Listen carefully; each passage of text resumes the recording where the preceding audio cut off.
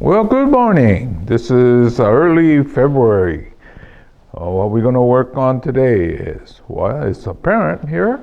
It's a Dwarf Alberta spruce.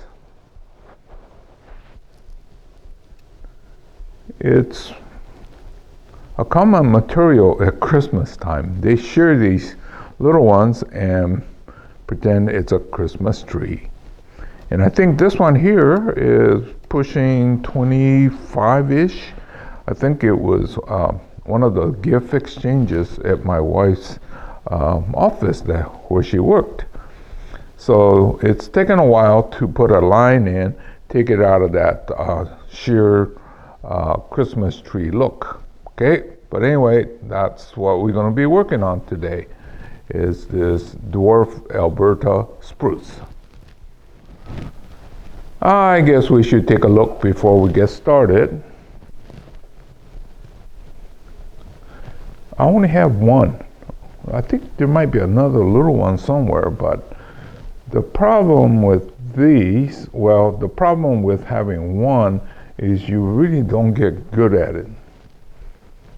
I think that's where a lot of beginners make the mistake. I want one of this, I want one of that, and then you really never get really good because you don't get the depth. Well, these stringy ones here with nothing in between, it's not doing much, right? See how kind of stringy? Okay, so what I'm going to do is to remove the one that's going up and then save these down here so we get this nice look that's flat across, like this one here. See, we take it down, you can see, well, I could see there's a little green here, so I cut it down to here and this goes horizontal.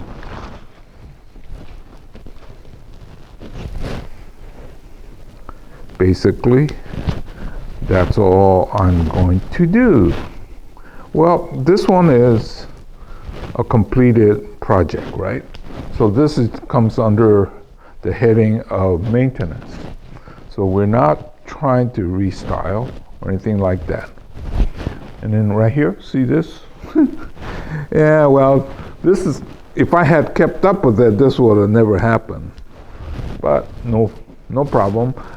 Just go ahead and take care of it. So that's one area. Well, still got more here. And then this is early in the season. So we're getting into our growth period. So it's okay to cut fairly severely. We try to make it so that you don't see the cut. Actually, this one here, there's another branch that's nicer.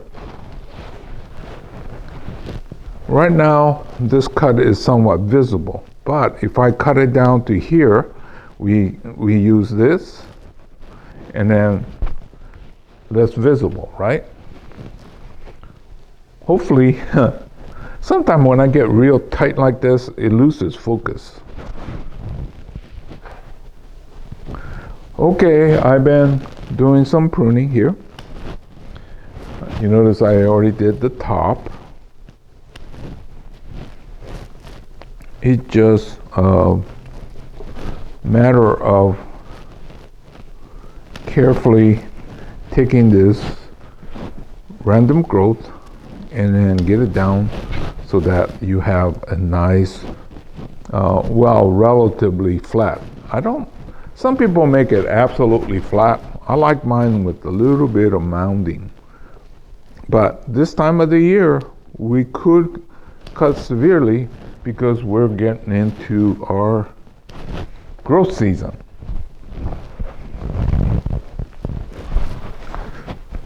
Now that I brought this tree up to more of an eye level here, let's go ahead and get this part.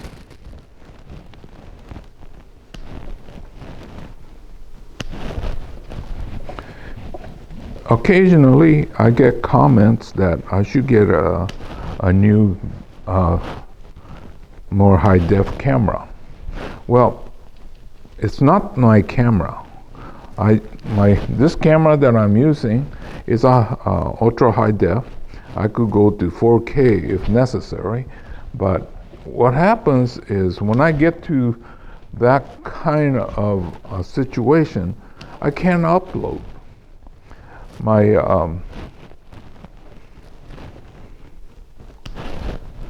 Wi-Fi here, I'm using the hotspot off my phone to get it, everything loaded, and there's some limit to how much I could use.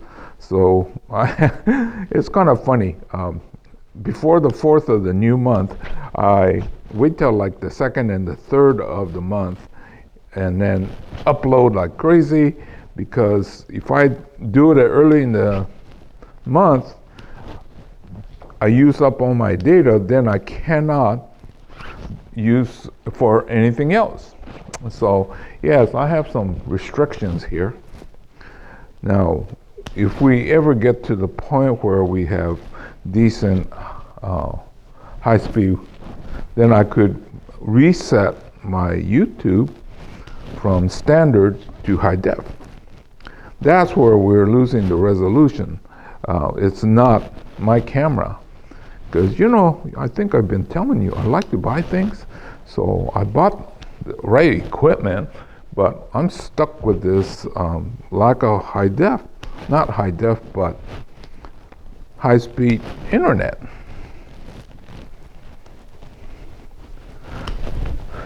Well, there's all this advantage of living in the country, but that's one of the drawbacks, is I don't have a high-speed internet, but we do have these developments coming around the corner. Well, it used to be 10, 15 miles away. Now it's becoming more like 5 miles away.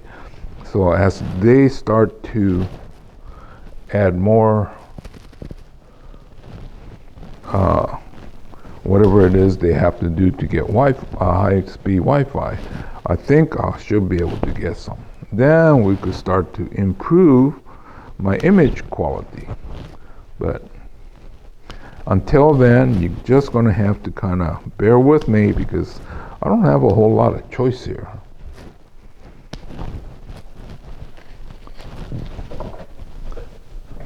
Well, you can see that this side was the back side. It's a little bit on lacking side, so this time when I put it back, I should put this in the sunny side and let this side catch up. So we still got a few more things in here.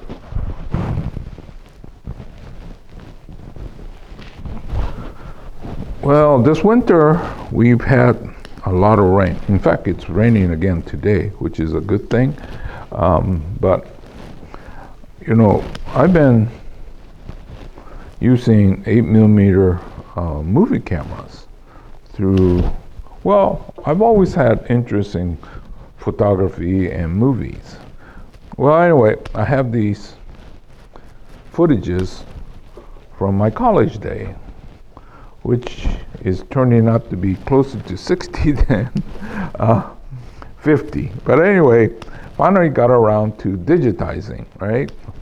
And I don't know if you ever tried digitizing your 8mm. This machine goes click, click, and takes picture of every frame individually. So the end result is pretty good. Of course, it's not like the video cameras that we have now, but it's decent.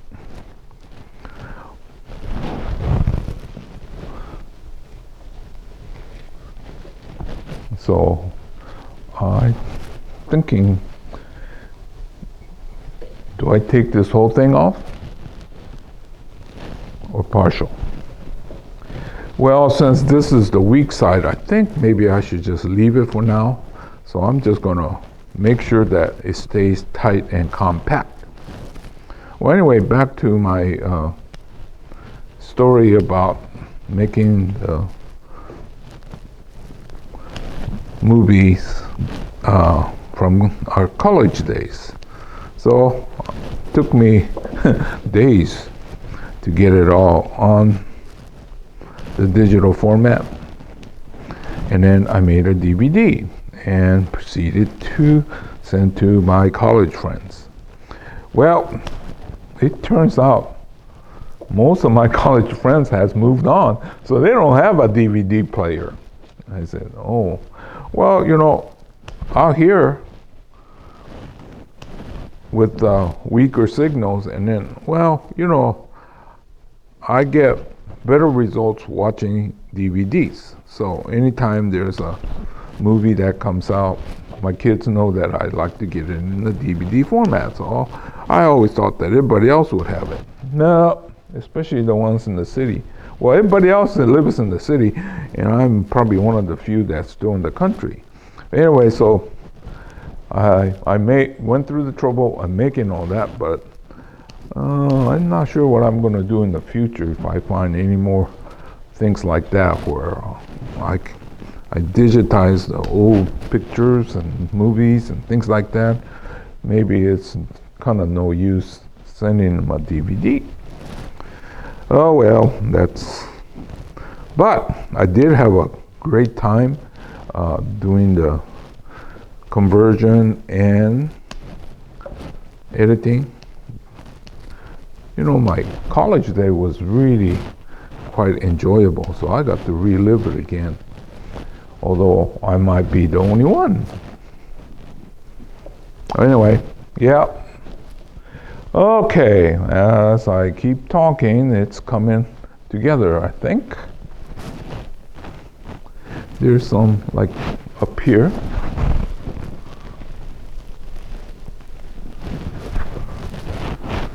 Like up here, this one is pretty strong going up. There's a nice branch here.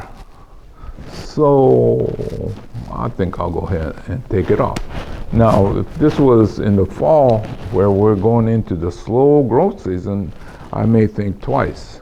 But right now, we're headed for the growth season. So as I wrap up this pruning process, right here, this one here, can you see that? I need growth here, not up there. But if I take it off, I think it's too much. So a lot of times, if you could keep this growth up here in check, it'll start to backbud. So that's what I'm going to be hoping for on this one here. And then this one here is kind of long and stringy. I guess I could do that. Sometimes the calls are not easy to make, but you know, this is what I tell my beginning students. If you make a mistake, you'll grow back, except on the black pines. That's one of the things about the black pine. Your mistake may not recover readily, sometimes not at all. And other times, instead of months, it takes years for it to recover. That's why we try to make as much of the pine series. Okay, let me see.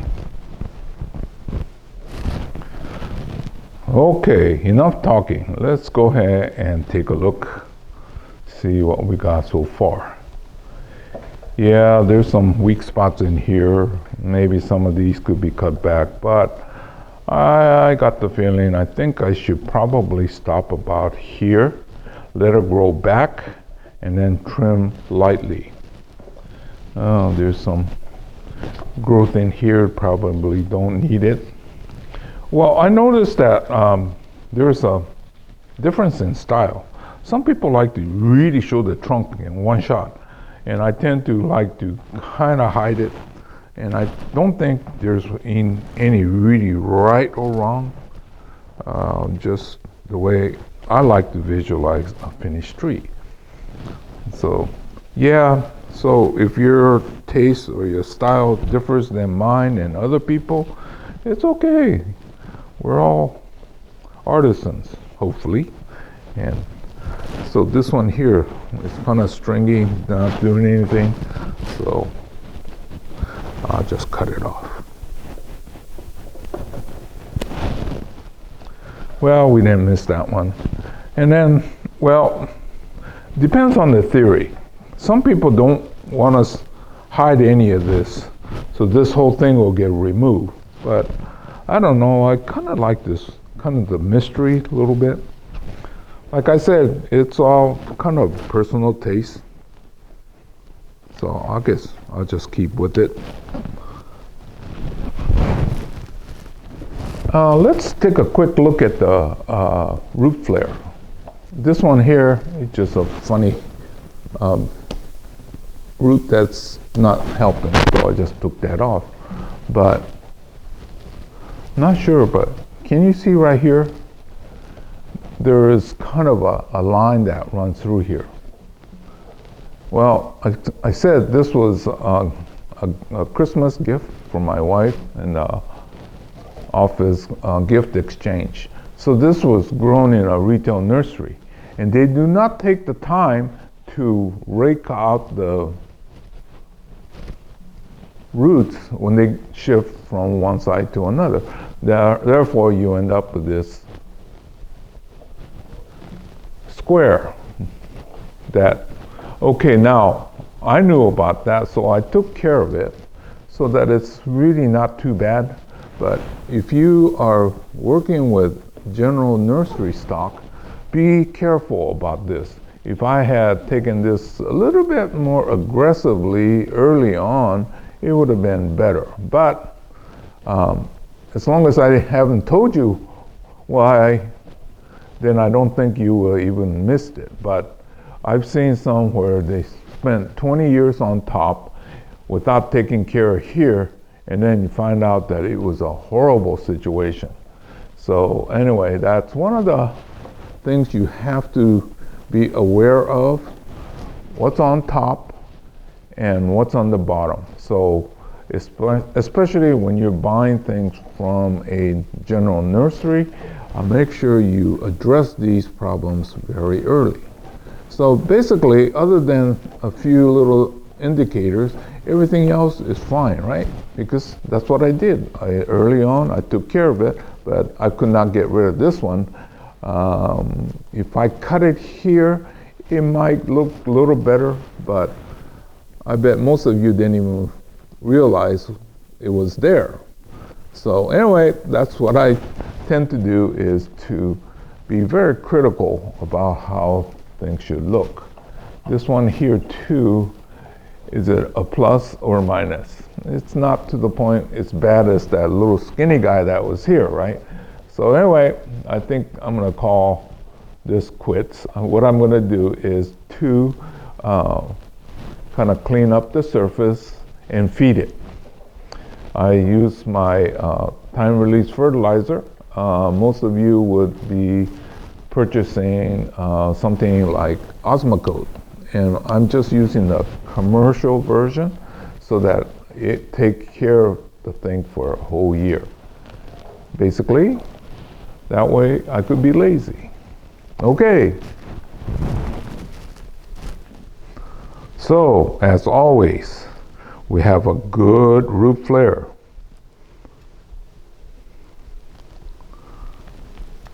Good root flare, and then movement. And I was saying that some people like to eliminate everything so you could see the structure right away. And I tend to like to give a sense of mystery by adding or leaving branches that will make it so that you have to kind of use your imagination and or move.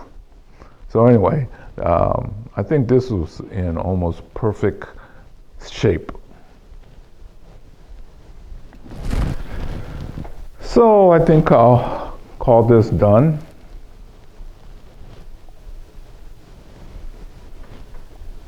So this was the Dwarf Alberta Spruce.